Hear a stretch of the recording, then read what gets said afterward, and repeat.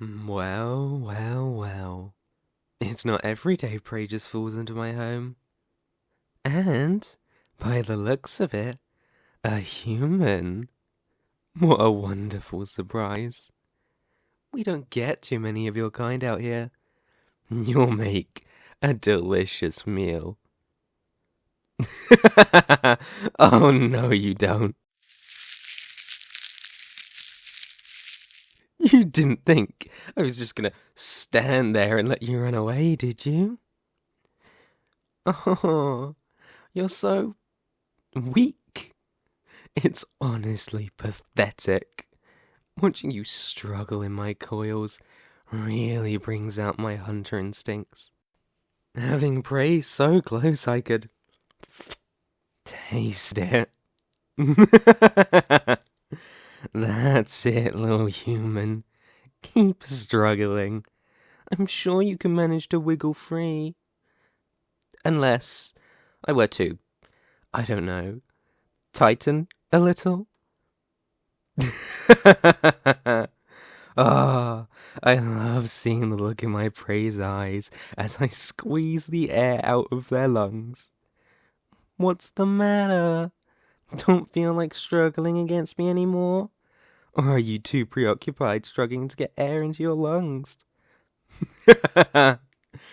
It's so funny how you humans always tote about that you're on the top of the food chain. Because from where I'm standing, each and every one of you looks like a tasty snack. Especially you. You have a scent that is almost sweet in a way. And I've developed a real sweet tooth over the years. I can't wait to devour you in your entirety. Ah! You little rat! You really think I'm gonna let you get away with hitting me? I was going to make your death short before, but now? Now, I'm going to make sure it's the most terrifying, drawn-out end any of your miserable kind has ever suffered. Don't worry about the sting. It's just my fangs. Fight back all you want. It's even more pointless now. The venom only takes a couple seconds to set in. And then you'll be as limp as stone. See? You're already completely unable to fight back. How does it feel to know a monster is standing over you with every intent on devouring you, and you can't even lift a pinky to defend yourself?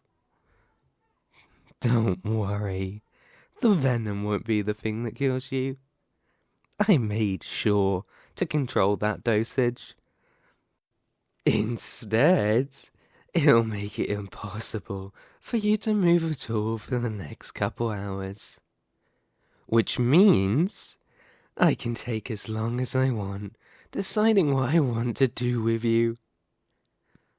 But first, that is for hitting my face. If you had hit me anywhere else, I could have cared less. But nothing is allowed to touch my face. And so help me, if it leaves a mark, oh, your suffering will be 10 times worse than I've already promised. We Lamia are beings cursed with this hideous body. The only thing we can find solace in is our faces. And you dared to strike mine. Honestly, death would be much too kind for you. You deserve more than a painful end. And, luckily for me, I got my hands on a deer a couple of days ago. Do you know what that means, little human? It means I won't have to eat for an entire month. I can keep you here, my own little plaything, until I start to get peckish, that is. Maybe then I'll feel merciful enough to finally put you out your misery and consume you. No promises, though. Ah, how adorable. Listening to the little petrified whimpers you make while trying so desperately to get me to let you go. It's not happening, little one. You are my toy now. Nothing more. I will keep you until I become bored. And then? Well, and then I'll make sure that you're properly disposed of. That pure terror in your eyes is so delectable. Watching your pupils dilate to the size of dinner plates makes you resemble prey even more. All that adrenaline, willing, screaming at your body to just move, to just get away, but it can't make you move, no matter how hard it tries. With that much of the stuff flowing through your veins and the sweet smell you give off, I might be forgiven for mistaking you for an energy drink. Were I to be a vampire, I don't think I could have held off from such a delicious meal. But, luckily for me, my stomach's full enough to resist the urge to devour you whole. And we can't have that. No. I need to make sure you pay for what you did.